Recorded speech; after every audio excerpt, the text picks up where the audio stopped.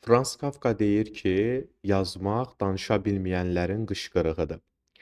Bu gün sözün sehrində qonağım Sumqayıt Dövlət Universitetinin Mükəmməllik Mərkəzinin direktoru, eyni zamanda Filologiya Fakültəsinin baş müəllimi, Azərbaycan Yazıçılar Birliyinin üzvü, yazıçı Əli Rzazadədir. Əli müəllim, xoş gördük. Xoş gördük Həsrət bəy.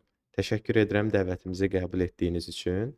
Elə çox uzatmadan istərdim ki, söhbətimizə keçid edək. Bir yazıçıya mənə görə verilə biləcək ən məşhur suallardan biridir. Ədəbiyyat nədir? Həsrət bəy, mən də öz təşəkkürümü bildirirəm dəvət etdiyiniz üçün və ən önəmlisi belə bir verilişi ərsəyə gətirdiyiniz üçün olduqca maraqlı bir mövzudur. İndiki dövrümüzdə ədəbiyyat insanlarına, sözə, sənətə dəyər vermək olduqca əhəmiyyətlidir. Suala gəldikcə isə ədəbiyyat nədir? Ədəbiyyat müxtəlif tərifləri var. Zaman-zaman ədəbiyyat haqqında müxtəlif fikirlər irəli sürüblər və xüsusilə qeyd etmək lazımdır ki, ədəbiyyat yeni nəsil elmi deyil. Məsələn, indiki dövrlərdə süni intellekt və sair yeni nəslin təqdim elədiyi bir elmlər var. Amma ədəbiyyat qədimdən gəlir. Ədəbiyyatın tarixi var. İnsan, bəşər övladı bu dünyaya ayaq basdığı gündən ədəbiyyat var desək, yanılmarıq. Təbii ki, bunu əsaslandıracağam. Ədəbiyyat adından məlum olduğu kimi ədəb öyrədir desək, daha düzgün olar. Yəni, bəşər övladı yer üzünə gələndən insan artdıqca, insanların bir-birinə münasibəti etiketlilər üzərində qurulduqca ədəbiyyat yaranmağa başlayır. Axı biz dedik ədəbiyyat ədəb öyrədir. Bir insanın digər insana qarşı münasibəti, bir insanın digər insana qarşı davranışı da bir ədəbiyyatın başlanğıcıdır. Xüsusilə qeyd eləyək ki, insan heç yerdə səmimi ola bilmir, ancaq təklikdə səmimi ola bilər. Bəli. İnsan yalnız tək qalarsa bir otaqda, özü ilə baş-başa qaldıqca bu tam səmimidir. Amma ikinci bir insan gəldisə, artıq səmimiyyət aradan gedir. Yəni səmimiyyət deyəndə bu formada qeyd eləyək. İnsan özünü tam şəkildə ifadə eləyə bilmir. Çünki qarşısında başqa bir insan var. Özünü yığır, özünü yığışdırır, özünü toparlayır. Buna görə də ədəbiyyatın tarixi insan, bəşər övladı yer üzünə gələndən başlayır. Digər tərəfdən gələk müasir dövrə. Yəni ədəbiyyat zamanla necə axırsa, hər dövrün ədəbiyyatı olmuşdur. Adəm peyğəmbərin dövründən insan bu dünyada yaşayır, ta ki indiki zamana qədər. Hər dövrün özünə uyğun ədəbi xarakteristikası var. Məsələn, deyək ki, eradan əvvəlki insanın təqdim elədiyi ədəbiyyat, orta əsr insanının təqdim elədiyi ədəbiyyat və müasir insanın təqdim elədiyi ədəbiyyat. Səbəb nədən ibarətdir? Səbəb budur ki, insan inkişaf edir, insan zamana uyğun ayaqlaşır, insanın psixologiyası dəyişir. Məsələn, müasir insan bəzən klassik ədəbiyyatı qəbul etməyə bilər, oradakı fikirləri qəbul etməyə bilər. Çünki zaman dəyişir, müasir insanın baxışı dəyişir və yaxud müasir ədəbiyyatda təqdim olunan hansısa bir düşüncəni bizim klassiklərimiz qəbul etməyə bilərdi. O zamanda qəbul edilməz bir düşüncədir, müasir dövrdə isə qəbul edilən bir düşüncədir. Amma bununla yanaşı bəzi fikirlər var ki, onun zamana ehtiyacı yoxdur. İstənilən zamanda qəbul olunur, istənilən zamanda o dövrün ədəbiyyatı onu təqdim edir.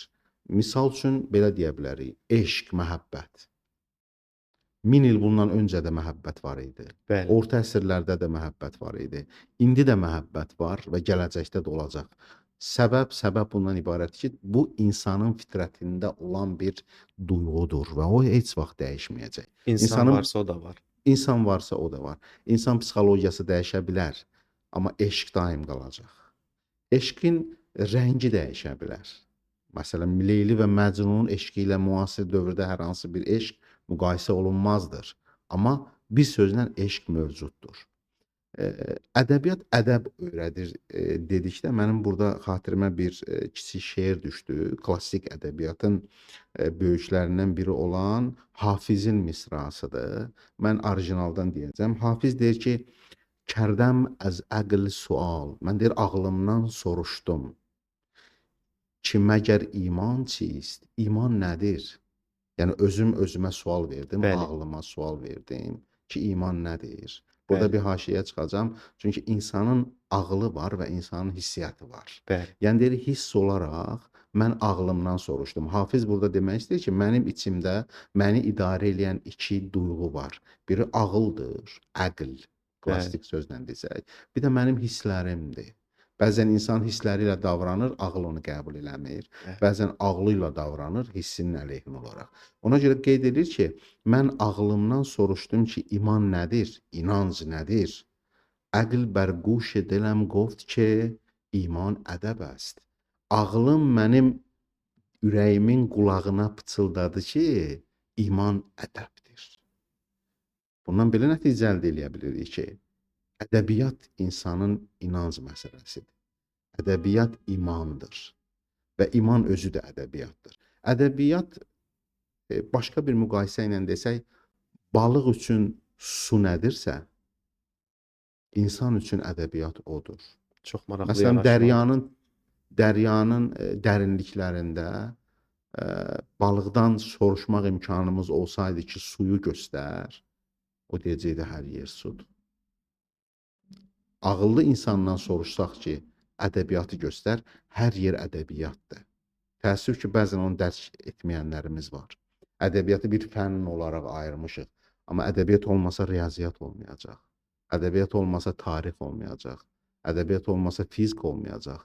Axı riyaziyyat müəllimi riyaziyyat təqdim eləmək üçün ədəbiyyatdan istifadə eləyir. Bəli, Fikirlərini bəli, bəli, ədəbiyyatla bildirir. Tarix müəllimi tarixdən danışarkən o ədəbi qaydaları bilməsə, dilin üslubunu bilməsə, o necə təqdim eləyəcək heç. tarixi? İnsan danışdı ki, ədəbiyyat başlayır. Təşəkkür edirəm müəllim. Çox gözəl vurğuladınız və çox Buyurun. gözəl mənalarını bizim üçün Təşəkkür açdınız. edirəm. Açığı çox maraqlı fikirləriniz var. Müasir çağdaş Azərbaycan ədəbiyyatının tanınan və görkəmli yazarlarındansınız. Bu gün müasir Azərbaycan ədəbiyyatında bir çox problemlər var. Bizi düşündürən isə burada belə bir sualdır ki, müasir Azərbaycan ədəbiyyatının problemlərini yazıçılarmı həll eləməlidir, ədəbiyyat insanları mı həll eləməlidir, yoxsa bəlkə bizlər cəmiyyət olaraq o problemləri yaradırıq? Təbii ki, ədəbiyyatımızda müəyyən problemlər var və bununla yanaşı gənc ədəbi prosesləri izləyən yazıçılarımız da var, oxucularımız da var. Təbii ki, onların haqqına girməməliyik. Bu gün yazarlarımız var, Bəli, güclü yazarlarımız var. Amma məsələ nədir? Mən subyektiv fikrimi deyirəm. Bəzən yazarlarımız özünü xalqın öhdəsinə buraxır. Yəni oxucu nə istəyir, onu yazın. Bu bəzən yanlış addımdır. Yazıçı yazıb təqdim etməlidir. Oxucunu cəlb etməlidir ki, sən bunu oxu. Sən artıq bunu oxumalısan. Əgər belə olmasa inkişaf edə bilməyəcəyik. Yəni belə deyək, gözəl məhsul təqdim eləyəndə artıq istehlakçı gəlir həmin məhsulu alır. Amma xalq nə istəyir, gənclər nə istəyir, biz onu yazanda gənclər sabah başqa bir formada zəif bir mətn istəyəcək. Yazıçı bununla yanaşı aşağı getməməlidir. Sən dərin mətn yazmalısan yazıçı olaraq. Bu gün oxunmaya bilərsən. Məşhur Karifelerin sözü var. Deyir ki, mənim oxucularım analarının bətnlərindədir. Oxuyacaqlar nə vaxtsa, şərt deyil indi oxusun. bəli, Yəni onlar yetişəcək, o yetişməlidir. Əsgər komandirin, əmr verənin əmrlərinə uyur döyüşdə. Düzdürmü? bəli, Bu dünya praktikasında var. Amma əsgər necə istəyir komandir onun istəklərinə uysa, o müharibədə məğlub olacaq. Yazıçı təqdim eləməlidir və düşünməməlidir ki, mən bu mətni yazmışam, nədənsə oxunmur. Əgər mətn güclüdürsə, sən güclü hesab edirsənsə, mühüm hesab edirsənsə, qoy bu gün oxunmasın, gələcəkdə oxunsun. Onun oxucuları gələcək. Necə ki biz araşdırırıq, klassikadan kimlərisə tapırıq. Bu gün məsələn Nəsimini bizi kimsə məcbur eləmir gedib Nəsimini araşdıraq. bəli. Nəsimi artıq bu dünyada yoxdur. Ehtiyac var. Gəncə ehtiyacımız yaranıb, artıq qaydırıq ora. Bəli, 70 il Sovet dönəmində biz onları oxuya bilmirdik, tam oxuya bilmirdik. Təbii ki, əlimizdə bəzi materiallar var idi. Sovet düşüncəsini, Sovet ideologiyasını təbliğ edən hansısa o mətnləri götürmüşdülər Sovet hakimiyyəti, totalitar Sovet hakimiyyəti elə təqdim edirdilər. Məsələn, Nizamini ateist təqdim edirdilər, Nəsimini Bəli, ateist təqdim edirdilər.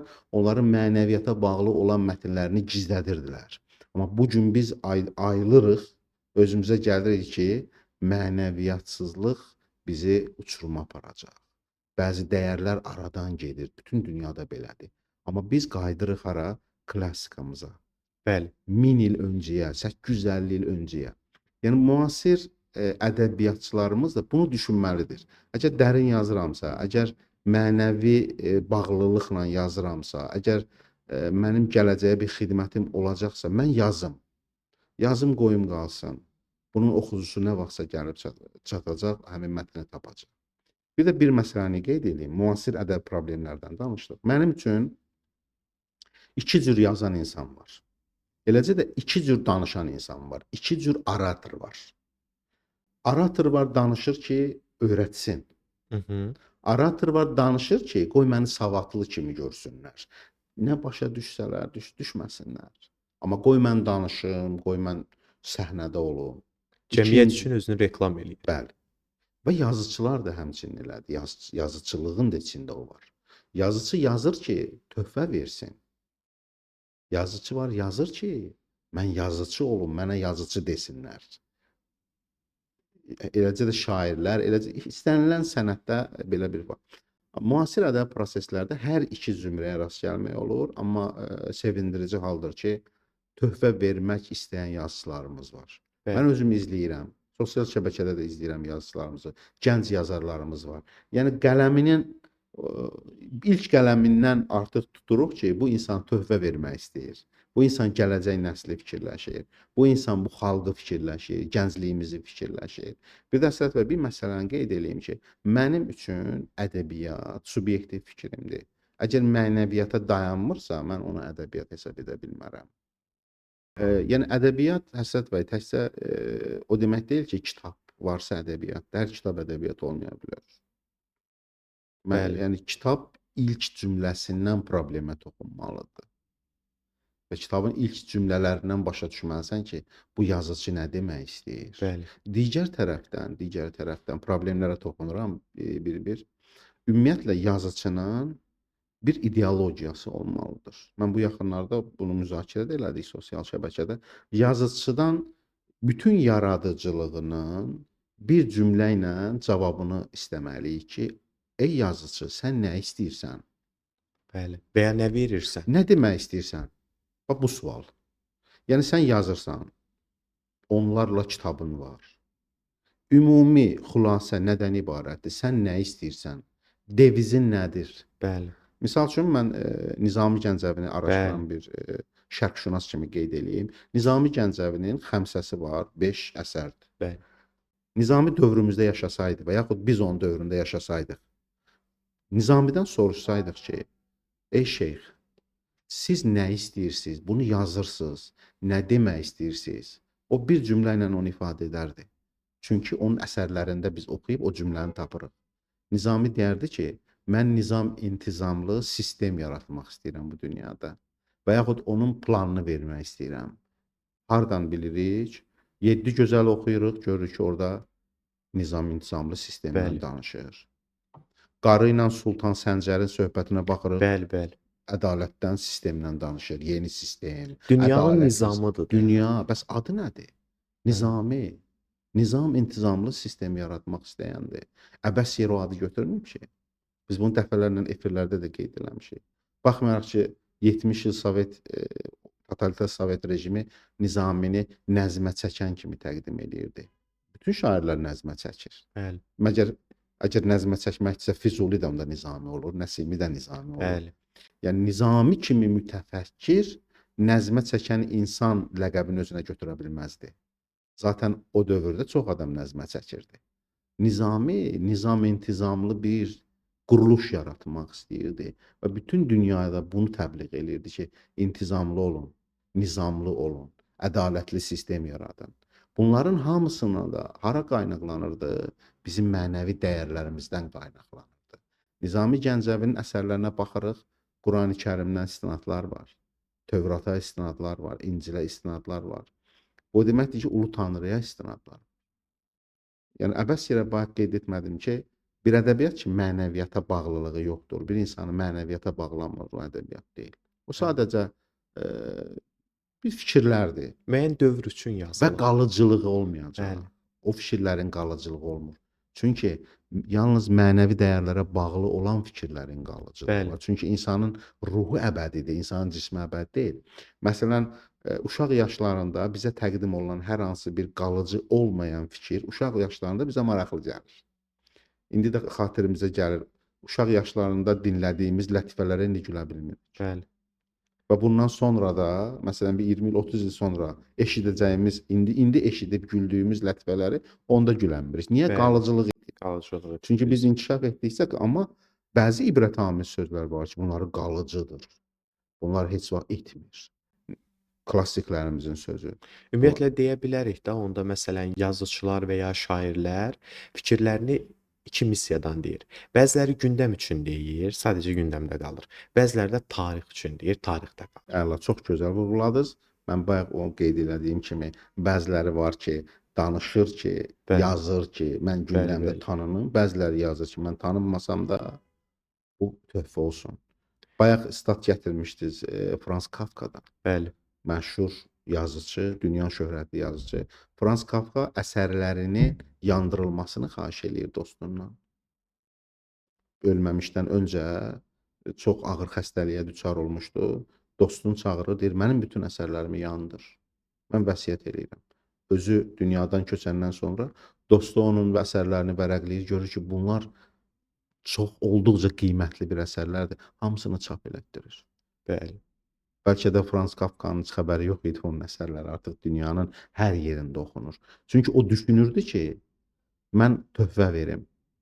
Nəinki mən tanınım Bəli. və yaxud özü o qədər inkişaf etmişdi, artıq yazılarını bəyənmirdi.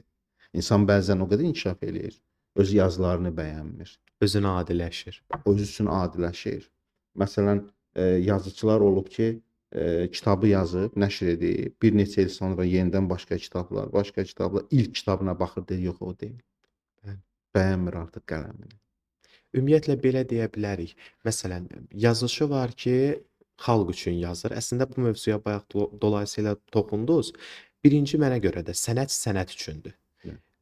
Bir əsər, bir şeir sənət üçün yazılırsa, o daha çox məğzli olacaq və daha çox dərin qatlardan ibarət olacaq. Təbii ki. Onsuz da bu təbii bir haldır ki, bir sənət yaranırsa, bu xalq üçün yaranır. Yəni bundan xalq istifadə eləyir, amma biz onu məişət üçün yazsaq və ya bir sənət yaratsaq, onda daha çox adiləşəcək. Təbii ki. Bu gün müasir ədəbiyyatda irfan məsələləri var. İrfan ədəbiyyatı deyirik. Amma düşünürəm ki, irfan ədəbiyyatı bu gün çox az oxunur və ya bəlkə də az bilinir. Məsələn, bir ədəbiyyatçı olmayan bir insandan soruşsaq, bəlkə də heç bilməz və ya xəbəri yoxdur. İstərdim ki, irfan ədəbiyyatından biraz danışaq. Həsrət bəy, ilk növbədə irfanın nə olduğu haqqında danışaq. Çünki çox gözəl vurğuladınız. İndiki gənclər deyəndə elə müasir gənclərdən danışırıq. Müasir gənclər irfan dedikdə yəqin ki, onun yalnız adını eşidirlər və yaxud düşünürlər hansısa bir videorolikdən, hardansa eşidiblər bu vaxtda. Ümumiyyətlə irfan özü nə deməkdir? İrfan nəyi bildirir? Arif kimdir? İrfan, arif bu flektiv sözlərdir və mərifət. Bunlar üçü də eyni kökdən olan sözlərdir, müxtəlif formalara düşür. İrfan bizdən nə istəyir? İrfanın etimologiyasına ilk növbədə baxaq. Ərifə sözündən götürülüb və yaxud ərəfə sözündən götürülüb. Ərəfə tanımaq deməkdir. Bu gün müasir ərəb dilində də ərəblər bir-birinə deyə bilərlər ki, ariftuk, mən səni tanıdım. Və Azərbaycan dilində arif olaraq, ad olaraq istifadə olunur. Yəni tanıyan. Nəyi tanımaq? Burada artıq mərifətdən söhbət gedir. Biz deyirik filan kəs mərifətli adamdır. Yəni necə adamdır? Yəni tanıyandır. Bilən insan. Nəyi tanıyandır? Özünü tanıyandır. Hə. İlk növbədə insanın bu dünyada bir missiyası var. Özünü tanımaq. İnsan özünü tanımadıqca ətrafı tanıya bilməyəcək. Mərifətullah. Sufizmdə var, irfanda var. Tanrını da tanımaq. İmam Əlinin çox gözəl bir sözü var. Deyir ki, orada da arifə sözündən istifadə edib irfandan. Mən arifə nəfsəhu fəqəd arifə Rabbahu. Kim özünə tanıyırsa, kim özünə arifdirsə, kimin özünə mərifəti varsa, Tanrını tanıyar. Bəli. Tanrını kənarda axtarmağa ehtiyac yoxdur. İnsanlar olub düşüblər. Klassik ədəbiyyatda rast gəlirik. Sufilər. Bəli, Soruşurlar, sufilər. hara gedirsən? Allahı axtar. Və müdrik deyib ki, Allahı kənarda axtarma. Allah sənsən. Sənin içindədir. Nəsimi niyə deyirdi? Ənəl haqq. Mən haqqam. Yəni Allahı tanımaq üçün mən özümü tanımalıyam. Yəni İmam Əlinin sözündən yola çıxaraq Allahı nə Məkkədə tapmaq lazımdır. Allahı nə Mədinədə tapmaq lazımdır. Təbii ki, onlar bizim müqəddəs yerlərimizdir. O başqa bir mövzunun söhbətidir. İnsan ilk özündə Tanrını tapmalıdır. Yəni özünü tanımalıdır. Buna qısa formada deyirlər irfan. Yəni tanımaq. Bəli. İndi bu ədəbiyyata gəlib. Həmin o terminologiya ədəbiyyata gəlib. İrfan ədəbiyyatı. Bayaq dedik, irfan insanın özünü tanımağıdır, özündən sonra da Tanrını tanımaqdır. Bu iki varlığı tanıdırsa, deməli dünyanı tanıyırsan da. Deməli dünyanın təyinatını tanıyırsan. Nəyə görə burdasan, onu tanıyırsan. Olduqca mühüm mövzulardır. Bunlar müzakirə olunmalıdır. İnsanın bu dünyada nə işi vardır? İnsan bir öz-özünə sual verməlidir. Mən niyə gəlmişəm? O klassik ədəbiyyatda qeyd olunur ki, deyir, ən böyük insan o insandır ki, bilir hardan gəlib, hardadır və hara gedəcək. Bu dünyanı bir mehmanxanaya biz bənzətsək, insan bilir ki, mən bir neçə gün bu mehmanxanadayam. Orada necə davranar? Psixoloji mövzudur bu. Bəli. Mehmanxanada bir günlük, 2 günlük qonaq orada nəsə qurar, yaradar yox, təbii ki. Sadəcə bura mənim mənzilimdir, bir müddət qalıram və gedirəm. Məqsədi bilir. Mehmanxanaya gələn insan məqsədi bilir. Məqsəd nədir? Hara gedəcəyi ünvanı. Gəldi, düşdü və buradan sonra harasa gedəcək. İrfan əhli, arif olan insan bu dünyanı mehmanxanaya bənzədir. Sədi Şirazın təbiri ilə desək. Hardan gəlmisən, hardasan və hara gedirsən. Və təəssüf ki, insan bunu unudanda mehmanxanada fokuslanıb qalır, əldə eləməyə çalışır, əldə etdikcə də insanlarla vuruşur, müharibələr baş verir, haqqa girir. Bəli. Dəyərmi bunların hamısı bir neçə gündən ötəri? Təbii ki, dəyməyəcək. Çünki məqsədi unudub, hara gedəcəyini unudub. Yəni irfan ədəbiyyatı bizə bunu dolayısi yollarla ifadə edir, başa salır. Ola bilsin, bax, bugün biz irfandan qısa olaraq danışdıq. Amma bu qısa danışmaqla bu bitən mövzu deyil. Amma irfan insanları, yəni ariflər termin olaraq deyək, bunu ədəbiyyata yansıdıblar. Ədəbiyyatla bizə başa salırlar. Eşqlə bizə başa Bəli. salırlar. Məsələn, mən bu ədəbiyyata, irfana toxunduqca Qurani-Kərimə toxunmamaq Mütləq. mümkün deyil. Mütləq Çünki toxunmalıyıq. kök oradır. Bəli. Oradan qaynaqlanır. Qurani-Kərimdə Allahın insanlara buyruqları var. Sevgi iləndir buyruqlarının əksəriyyəti. 90%. Bir əmr edir, məsələn, deyir, oruç tutun. Onun əvvəlində deyir ki, ey iman gətirənlər.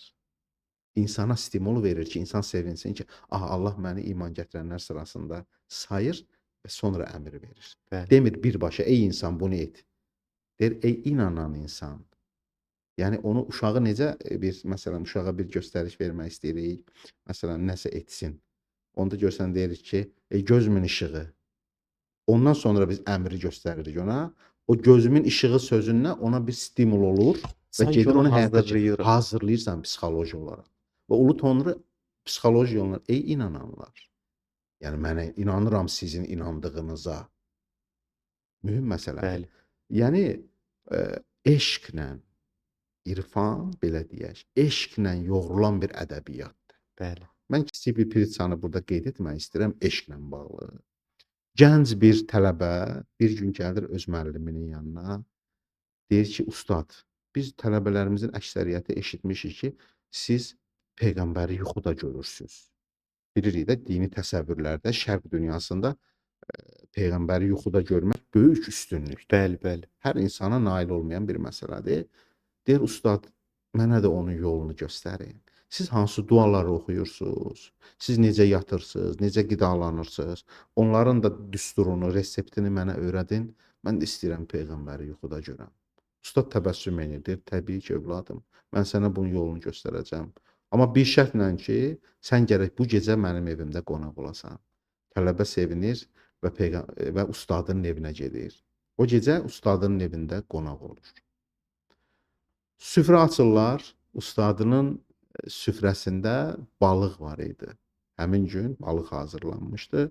Otururlar birlikdə balıq yeyirlər, amma balıq duzlu balıq olur. Tələbə də süfrədə əyləşir, balıq yeyirlər. Süfrə yığışılanda tələbə istəyir su içsin, axı duzlu balıq yeyib. Ustad mane olur, deyir, yox olmaz. Bu yeməkdən sonra su içməzlər. Yemək mərasimi bitəndən sonra tələbə yenə ustadından soruşur, ustadım, yemək bitdi, axşamdır. Sən peyğəmbəri yuxuda görməyin yolunu mənə öyrədəcəkdin. Ustad deyir ki, öyrədəcəm, amma bir şərtlə ki, bu gecə bizdə qal. Səhər açılar-açılmaz, mən peyğəmbəri yuxuda görməyin yolunu sənə öyrədəcəm. Tələbə ustadının evində qalır, səhər açılır, səhər yenə ustadının yanına gəlir ki, ustadım, artıq səhər də açıldı. Siz mənə peyğəmbəri yuxuda görməyin yolunu öyrədəcəydiniz. Deyir, öyrədəcəm, deyəcəm yolunu. Amma mənim sualıma cavab ver. Denən görün bizdə yuxuda nə gördün? Tələbə deyir ki, ustadım, yuxuda gördüm dəniz çalxalanır, dənizin dalğaları qalxır, şimşək çaxdı, yağış töküldü, bulaqlar gördüm, çay axırdı. Deyir, bilirsənmi niyə? Sən balıq yemişdin, sən susuz idin, susamışdın. Mən sənə su içməyə icazə vermədim, sənin yuxuna su girdi. Övladım, peyğəmbəri görmək istəyirsənsə, sevdiyini görmək istəyirsənsə, sən onun üçün susamalısan, sevməlisən. Bəli. Yəni eşq bizim divan ədəbiyyatımızda bu formada bizə təqdim olunur. Biz bəzən giləylənirik, niyə belə olur? Niyə filan hadisələr baş verir? Niyə mən filan şeyi əldə edə bilmirəm? Axı sən sevmirsən. Sən sevdiyini güman edirsən. Sən onu daxilən, mənəvi dünyanda sevsən, necə ki gənc susamışdı, bədəni su istəyirdi və onun yuxusunda su gördü. Yuxusuna yağış gəldi, dəniz gəldi, bulaq gəldi. Eləcə də bizim əldə etmək istədiklərimizin hər biri bizim içimizdən qaynaqlanmalıdır. Qəlbimizdən qaynaqlanmalıdır. Ədəbiyyatımızda eşqin simvolu Mövlanə, Şəms, biz bunları daha çox görürük. Hətta Mövlanənin bir fikri yadıma düşdü. O deyirdi ki, sonsuz bir eşq yaşamaq istəyirsinizsə, sonsuz olana aşiq olun. Doğrudan da bu belədir. Çünki həyatda müvəqqəti olan bir şey qədər daimi heç nə yoxdur. Əslində bilirəm fikir biraz paradoksdur, amma hər şey müvəqqətidir. Təbii. Hər şey nisbidir. Ümumiyyətlə divan ədəbiyyatımızdan danışdıq, irfandan danışdıq. Bayaq mən bir məsələni qeyd elədim ki, yazıçının ümumi bir yaradıcılığın bir cavabı olmalıdır, bir cümlə ilə. Yaxşı, bu divan ədəbiyyatımızın nümayəndələrinə bir sual versək ki, siz nə istəyirsiniz? Yaxşı, siz nə demək istəyirsiniz? Onların hamısı eşqdən danışır, sevgidən danışır. Kimə sevgidən? Tanrıya mı sevgidən? Tanrının bizim sevgimizə axı ehtiyacı yoxdur. Bəli. Tanrının ümumiyyətlə heç nəyə ehtiyacı yoxdur. Biz nə ediriksə özümüz üçün edirik. Bütün bu yaradıcılığı bir cümlə ilə qeyd edə bilərik ki, bir-birinizi sevin. İrfan ədəbiyyatı, klassik ədəbiyyat, bütün yazıçılarımız son söz olaraq bunu deyir ki, bir-birinizi sevin. Əgər bir-birimizi sevsək, bu dünyada yaşadığımız müddətdə 70 ilmi, 80 ilmi, çox qısa bir müddətdir. Yəni kainatın yaranışından bu tarixdə 70 il əslində hesablanmır. Tarixdə yarım əsr belə çox qısadır. Çünki min illər eranın yanında, eraların yanında 70 il, 80 il bir göz qırpımıdır. Necə Quran-Kərimdə deyir ki, onlar bir an gəldi, keçdi. Və yaxud mağara əhvalatında deyir, onlar 100 il yatdılar, sadəcə gözlərini açdılar, elə bildilər ki, bir an yatıblar. Yəni an zaman məsələsi mənəvi dünyada, irfan ədəbiyyatında olduqca çox toxunur o hissəyə, zaman. Çünki insanın belə deyək, düşməni elə zamandır. İnsan zamanın qədrini bilməyəndə çox böyük peşmançılıq çəkir. Bu peşmançılıq heç vaxt geri qayıtmayacaq. İstənilən bir yaşı ötmüş, 80-i, 70 ötmüş insanlar soruşun ki, nəyi qaytarmaq istəyərdin? Deyəcək zaman. Bəli. Amma nə yazıq ki, biz zamanın qədrini bilmirik, hər anın qədrini bilmirik. İnsan düşünməlidir ki, bu gün səhər oyanıbsa, cibində ən az Allah tərəfindən ona verilmiş, müqayisə kimi deyirəm, misal olaraq deyirəm, 24 saatdır, düzdürmü? 24 qızıl bir pul var deyək. Və Allah bunu insana verir ki, xərclə. Biz isə onu düzgün xərcləyə bilmirik. Və elə bir bizə bonus verib ki, növbəti günə keçə bilməz, növbəti gündə silinəcək o. Çünki növbəti günün 24 saatı var. Yəni biz 24 saatımızı uyğun xərcləmiriksə, düzgün istifadə etmiriksə, bunu müxtəlif formada tətbiq eləyə bilərik. Kimsə kitab oxuya bilər, kimsə xalqa xeyir verə bilər, kiməsə məsələn bir tələbə hazırlaşdıra bilər. İndiki dövrdə çoxlu forması var bunun düzgün xidmət eləməyinin. Əgər əbəs yerə gəzirsə, əbəs insanlarla oturub durursa və yaxud ancaq yatırsa, ondan da pis bir şey yoxdur. Gününü ancaq yatmaqla keçirən insanlar Tanrının verdiyi o zamanı, ən bahalı insana neməti dəyərləndirmir. Və biz adətən nemət deyirik. Yəni Tanrının bizə verdiyi nemətləri biz ancaq övladla hesab edirik, evlə, maşınla və yaxud bu vasitələrlə. Bəs bizə digər verdiyi dost bəs. Tanrı insana bir dost da nemət olaraq verir. Təbii ki, yaxşı dost. Tanrının verdiyi hər bir şey nemətdir. Sadəcə qədrini bilək. Şükür etmək də elə qədir bilməkdir. Sözlə şükür etmək demək deyil. Əgər mən bu gün zamanımın qədrini bilirəmsə, düzgün istifadə edirəmsə, bu bir növ şükürdür. Əgər mən dostumun qədrini bilirəmsə, doğmalarımın qədrini bilirəmsə, valideynlərimin qədrini bilirəmsə, bu Tanrıya şükür deməkdir. Tanrı heç yerdə demir ki, ancaq dua edib mənə şükür edin. Əməlimizlə şükür etməliyik. Yəni ədəbiyyat, divan ədəbiyyatı dolayısı yolla insana insan olmağı öyrədir. Və insan olmağın da, ideal insan olmağın da yolu məhz düzgün zaman dəyərləndirmək, qədir bilmək və insanları sevməkdir.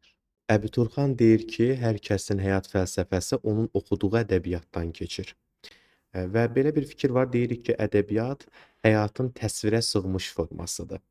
Əslində biz bilirik ki, əgər ədəbiyyat varsa, deməli həyatın hər hansısa bir qısa kəsintiləridir. Çünki biz oxuduqlarımızı bəzən yaşayırıq. Hətta biz bunu Aristoteldə də görürük. Onun əsərində də verilir ki, o tarixlə ədəbiyyatı müqayisə edəndə deyir, tarix olmuş şeylərin yazılmasıdır. Ədəbiyyat isə olacaqların yazılmasıdır. Çünki biz əvvəlcədən bilirik. Eyni zamanda müasir Azərbaycan ədəbiyyatının görkəmli siması yazıçı anar da deyir ki, həyatın heç bir resepti yoxdur. Həyat reseptə sığmaz. Bəs sizə görə nədir ədəbiyyat və həyat? Ədəbiyyat və həyat. Ümumiyyətlə Əsəd bəy, mən həmişə düşünmüşəm həyat barəsində. Yazıçı anar çox gözəl ifadə edib onu bir cümlə ilə, olduqca düşündürücüdür. Mən məsələn düşünmüşəm ki, ümumiyyətlə həyata icazə vermək lazımdır ki, o sürprizlərini versin. Hər şeyin qarşısını almaq, əvvəlcədən düşünmək. Təbii ki, insan gələcəyini düşünməlidir. Addım atacağını düşünməlidir. Amma fokuslanmamalıdır, onun narahatlığını çəkməməlidir. Gələcəkdə nə olacaq? Mən nə edəcəm? Bu düşüncə, bu narahatlıq insanın bu gününün huzurunu da pozur. Təbii ki, psixoloqlar deyir, anı yaşa. Çox gözəl sözdür. Anı yaşa. Zaten insan bilir ki, bu dünyada əbədi deyil və bir gün öləcək. O ölüm qorxusu insanın bütün həyatının o huzurunu poza bilər. Şənliyə gedərsən yadına düşər ki, mən nə vaxtsa öləcəm. Belə insanlar var. Mən tanıdığım insanlar var. Psixoloq dostlar var, deyirlər ki, bizə yaxınlaşır. Pasiyent deyir ki, həyatımın dadı itib. Niyə? Çünki mən bir gün öləcəm. Onu düşünür. Bəli. Psixoloji olaraq sarsılır. Amma şərq ədəbiyyatı, bizim divan ədəbiyyatımız bunu çox gözəl şəkildə müalicə edir. Deyir ki, təvəkkül et. Təvəkkül sığınmaq, bağlanmaq deməkdir. Tanrıya təvəkkül et və yaşa. Hər şey yaxşı olacaq, hər şey gözəl olacaq. və təbii ki, insan bu dünyada ölümü düşünməlidir, amma ölümdən sonrakı həyatı düşünəndə artıq bu sarsıntı aradan gedir.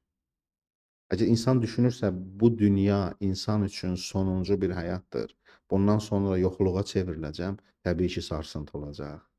Amma insan inanırsa ki, bu dünyadan sonra da növbəti bir həyat var, təbii ki, var, çünki əbəs yerə yaradılmayıb. Artıq o sarsıntı aradan gedəcək. Mən bir əhvalat oxumuşdum. Ana bətnində iki əkiz körpənin söhbəti. Çox gözəl əhvalat idi. Kim yazıbsa çox gözəl yazıb. Deyir, iki körpə ana bətnindədir. Təsəvvür edin ki, bunlar söhbət edir. Onlardan biri deyir ki, bizim dünyamız elə bu bətindən ibarətdir. Digər körpə deyir, xeyr, biz bundan sonra daha böyük bir dünyada yaşayacağıq. Digəri inanandır, digəri inanmayandır. Bəli, İnanmayan deyir ki, yox, o dünyadan kim xəbər gətirib ki? İnanan deyir ki, mən o dünyanın səsini eşidirəm. Mən oradakı bizə himayə edən şəxsin zümzüməsini eşidirəm. Ananın zümzüməsini eşidirəm yəni. baxın bayaq da dediniz inanan. Eyni İnanan. zamanda Qurani-Kərimdə də deyir ey iman Ey gətirənlər. inananlar. Və Bəli. olduqca mühüm məsələdir. Elm bu qədər inkişaf etməyib ki, o inancı laboratoriya şəklində bizə izah etsin. İnanc elə bir şeydir ki, insanın daxilində, Tanrı ilə insan daxilində olan bir söhbətdir və sən onu heç vaxt laboratoriya şəraitində göstərə bilmirsən. Təbii ki, elm dünyanı idarə eləyir. Təbii ki, elm olduqca mühümdür. Amma elm son deyil. Bəzi xəstəliklər var, elm hələ də gedib onu müalicə edə bilməyib. Elmə tam güvənə bilmirik hələ ki. Bəzən elmin bu gün kəşf edə bilmədiyini 100 il sonra növbəti texnologiya kəşf eləyə bilər. Amma biz indiki dönəmdə biz onu inkar etməməliyik. Çünki bu inanc olaraq var, insanın hissi olaraq var. Hardasa oxumuşdum. Zəngin bir insan öz mühafizəçisi ilə səfərə çıxır, uzun səfərə çıxır. Bir səhradan keçərkən quldurlar onlara basqın edir. Zəngin insan bir yerə daldalanır, mühafizəçisinin isə silahı var idi. Və o quldurlara tərəf silah atmağa başlayır, atəş açmağa başlayır. Zəngin başını gizlədir, özünün silahı yoxdur. Mühafizəçi quldurlara qarşı atəş açır və birdən başını qaldırır, mühafizəçidən soruşur, vəziyyət necədir, nə xəbər? Mühafizəçi deyir, İki xəbərim var. Biri pis xəbərdir, biri yaxşı xəbərdir. Deyir, pis xəbər nədir? Deyir, pis xəbər odur ki, bizim yalnız bir gülləmiz qalıb. Deyir, yaxşı xəbər nədir? Deyir, yaxşı xəbər odur ki, bizim hələ bir gülləmiz qalıb. Son nəticə olaraq bunların bir gülləsi qalıb. Amma baxış Fərqlidir. fərqlidir. Baxmaq, görmək Baxmaq, məsələsi. görmək məsələsidir. Bunların onsuz da bir gülləsi qalıb. Amma təkcə bir güllə qalıb deyəndə zəngin sarsılır ki, bizim artıq gülləmiz bitib, biz müdafiə oluna bilməyəcəyik. Amma deyəndə ki, bizim hələ bir gülləmiz qalıb, artıq burada insana stimul verir. Bəli. Bu həyat da budur. İnsan o gözlə baxırsa, məsələn, insanlar var deyə bilər ki, artıq yaşımız keçdi, dünya bitdi, biz heç nə əldə edə bilmədik. Bayaqki təvəkkül dediyim Bəli. düşüncədir. Bəli, bəli. Təvəkkül etmir. Amma insanlar deyir ki, hələ mənim bir günüm də var. Hələ qarşıda günlərimiz var. Bu artıq təvəkküldür. Çünki biz bilmirik nə qədər bu dünyada qalacağıq, nə qədər Tanrı bizə ömür verib. Biz təvəkkül edib sabaha aydın baxışla, sabaha parlaq günəşli baxışla addım atarıqsa, Tanrının dediyi, irfanın dediyi arif olarıq. Və arif o şəxsə deyirlər. Alim tamam başqa bir insandır. Elm əhli. Elmi əzbərləyib. Mən bəzən o insanlara, bəzi insanlara, təbii ki, bütün alimlərə deyənmərik. İnsanlar flash kart kimi, kart kimi yaşayırlar. Yəni necə? İnformasiyanı özündə əks etdirir və istehsal yoxdur. Çünki elektron informasiya daşıyıcısının heç vaxt istehsal olmur. Bəli. Sadəcə məlumat onun Ötürücüdür. daxilindədir. Tamam. Amma bəzi insanlar var ki, onlar kitab kimi ötürür, onu oxuduqca ötürür. İnsan istehlakçısı olmalıdır. İnsan həm alim olmalıdır, həm də arif olmalıdır. Yəni irfan əhli olmalıdır. Oldu Həsrət müəllim. Deməli bizim bir tədbirimiz var idi. bir rayonda, bir kənd yerində. Mən də oradaydım. Həmin gecə mən çox darıxdım və belə darıxanda Nizami ilə eşq yaşayıram. Klassiklərlə eşq yaşayıram həqiqətən. Onların əsərlərini oxuyuram. Hamısını oxumuşuq müəyyən qədər təbii ki, amma təkrar adam oxuyur. Hər dəfə oxuduqca nəsə öyrənir və onların qalıcılığı da odur. Bəzi Bəli, əsərlər var, bir dəfə oxuyursan, bitdi. Amma bəzi əsərlər var, oxuyursan hər dəfə nəsə öyrədir sənə. Bəzən görmədiyin bir şeylər var. Birinci dəfə, ikinci dəfə görməmisən, üçüncü dəfə görmüsən. Nizaminin əsərlərindən vərəqləyirdim. İçimdə, daxilimdə Nizami ilə mühavirə etdim. Yəni dialoq şəklində və bunu da bir şeirə çevirdim. İcazənizlə o şeiri mən buyurun. oxuyacağam. Pəncərəmin pərdəsin vurur külək, yelləyir. Vahiməli gecədən otağıma yel dəyir. Bir səs də var uzaqdan, avaz verir gecəmə. Əlimdəki kitabla mən batmışam dərd, qəmə. Kənddə adam qalmayıb, hər kəs toya yığışıb. Aşıq səsi uzaqdan zurna ilə qarışıb. Təkcə mənəm oturub Nizami ilə danışan. Niyələrdə qalmışam, suallarla yarışan. Zehnimdə cilvələnir ağıl dışı suallar. Beynimə hakim olur bu arzular, xəyallar. Niyə Leyli Məcnuna olmadı qismət belə? Ya da Xosrov şirinə, nədir bu hikmət belə? Niyə şirin öldürür özünü məzar üstə? Niyə iki bayquş danışır hasar üstə? Niyə Qeys yaşamır adam kimi dünyada? Çevrilib məcnun olur, xoşbəxt olur rüyada. Suallarım dənizdə, dəryada ləpələnir. Yenisi köhnələnir, köhnəsi təzələnir. Nizami müdrikanə susur, dinləyir məni. Amiranə şəkildə qəfil səsləyir məni. Deyir oğul, qəm yemə, bir dinlə kəlamımı. Hələ sənə ömür var, dərk üçün məqamımı. Qovuşsaydı Leyliyə sərgərdan Məcnun yazıq, nə yazardı aşiqlər, nə oxurdu saz, aşıq. Sönərdi hər birində sevginin pak nəfəsi. İnsanlar qovuşduqda keçər gedər həvəsi. Xosrov ilə şirin də olsaydılar bəxtəvər, həvəslər birləşərdi, məhəbbətsə dərbədər. Pəncərəmin pərdəsin vurar külə yelləyir. Vahiməli gecədən otağıma yel dəyir. Bir səs də var uzaqda, avaz verir gecəmə. Əlimdəki kitabla mən batmışam dərd qəmə. Əsəd bəy, əslində belədir. Əgər sevgililər qovuşursa, onlar arasında olan əvvəlki hiss, təəssüf ki, həminkisi kimi qalmır. Ölür. Həmin həvəs qalmır. Amma İrfan ariflərimiz, İrfan ədəbiyyatının banizləri, arif və müdriklərimiz ona görə deyirlər ki, eşq yalnız Allahdadır. İnsan Allaha qovuşduqda əbədiyyət əldə edir. Bəli. Təbii ki, biz sevginin əleyhinə deyilik, insan insanı sevməlidir. Amma insan insandan asılı vəziyyətə düşməməlidir. İnsan bağlılıq yaratmamalıdır. Düşünməlidir ki, bu sevgi Tanrının mənə verdiyi sevgidir. Əsl sevgi Tanrıya olan sevgidir. Biz Qurani-Kərimə baxanda Yusif surəsi var Qurani-Kərimdə. Bəli. Həzrət Yusifin həyatı. Onun atası onu çox istəyirdi. Çox sevirdi. Digər övladlarından fərqləndirirdi bəzən. Təbii ki, o istək, sevgi.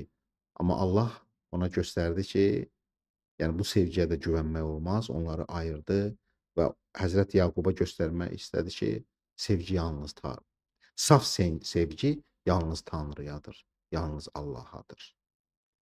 Və Həzrət Nəsiminin çox gözəl bir sözü var.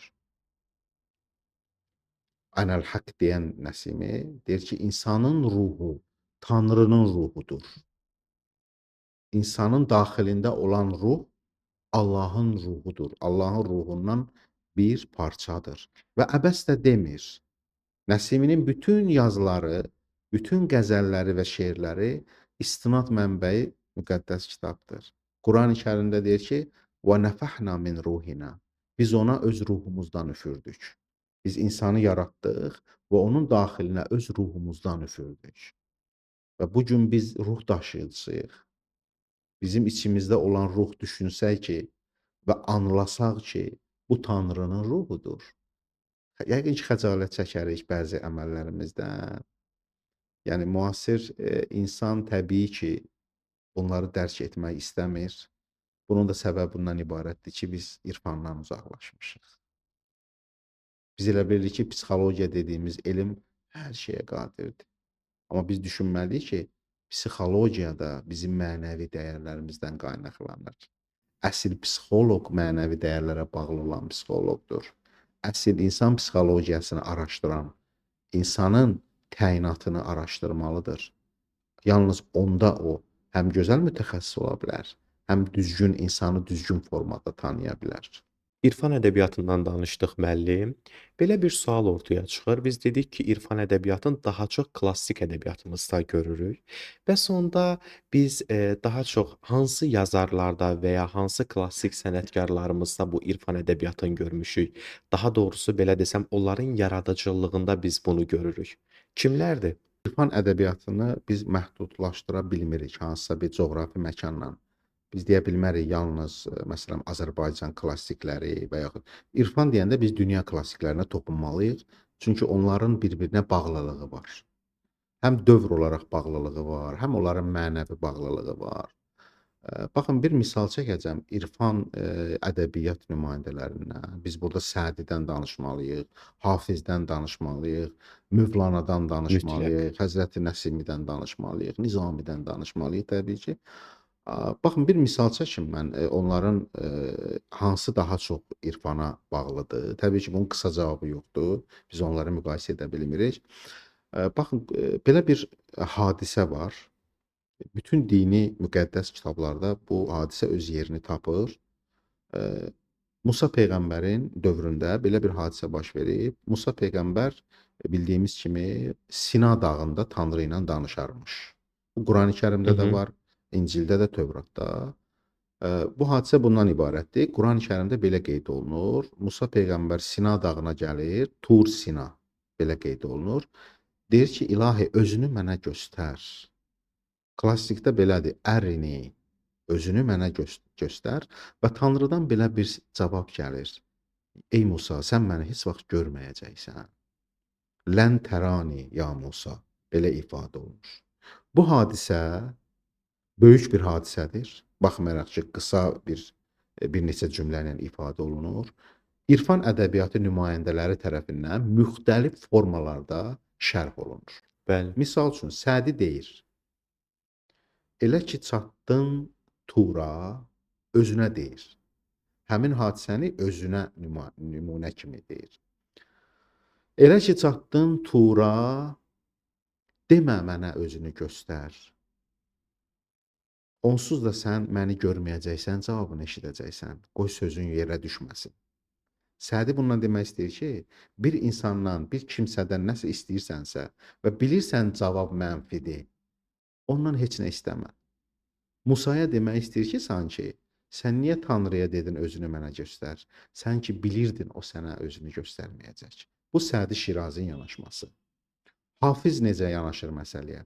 Hafiz deyir: Elə ki çatdın Tura, denən özünü mənə göstər. Bilsən də ki göstərməyəcək, əsas odur, aşiqin, məşuqun səsini eşidirsən. Mənə lazım deyildi, mən bilirəm deyir Tanrı mənə özünü göstərməyəcək. Amma məni görməyəcəksən sözü ilə onun səsini eşitmək istəyirəm. Bu da Hafizin yanaşmasıdır, irfan böyüklərindən. Amma Mövlana necə yanaşır məsələyə? Həzrəti Mövlana deyir ki, çatdım Tura, demədim özünü mənə göstər. Niyə deyim ki özünü mənə göstər? Sən ki həmişə mənimləsən. Əgər sən həmişə mənimləsənsə, özünü göstərsən nə olacaq? Özünü göstərməsən nə olacaq? Baxın, bu insanlar irfanın beşiyində doğulmuş, böyümüş, formalaşmış insanlar. Məhz bu hadisə göstərir bunların yanaşmalarını. Sədinin də çox gözəl yanaşması var. Hafizin də çox gözəl yanaşması var. Eləcə də Mövlana burada artıq sözü konkret olaraq deyir ki, axı sən həmişə mənimləsən. Nəyə görə deyir? Çünki istinad eləyir Qurani-Kərimdə. Bəli. Mövlananın ümumiyyətlə Məsnəvisi də, Divanı Kəbiri də hər biri ilə Müqəddəs istinadı yazılarda, bütün Qurani-Kərimdir. müqəddəs yazılarda Qurani-Kərim təbii ki, klassik şərq dünyasının böyük kitabıdır. Biz Bəli, məsələyə ədəbiyyat gözündən baxanda biz sizə şah damarınızdan da yaxınıq. yaxınıq. Bəli, Buna istinadən deyir Mövlana, axı sən həmişə mənimləsən. Lazımdırmı mən gedim Tura deyim ilahi özünü mənə göstər. Həzrət Əliyə deyirlər ki, Allahı görmüsənmi? Deyir, görmədiyim Allaha ibadət etmərəm. Təbii ki, burada bizim fiziki gözümüzdən söhbət getmir. bəli, Fiziki mənəviyyat. göz onsuz da həmişə bir rol oynamır. Məgər biz yatarkən fiziki gözlə mi yuxu görürük? Təbii ki, yox. Fiziki göz həmişə bizə lazım olmur.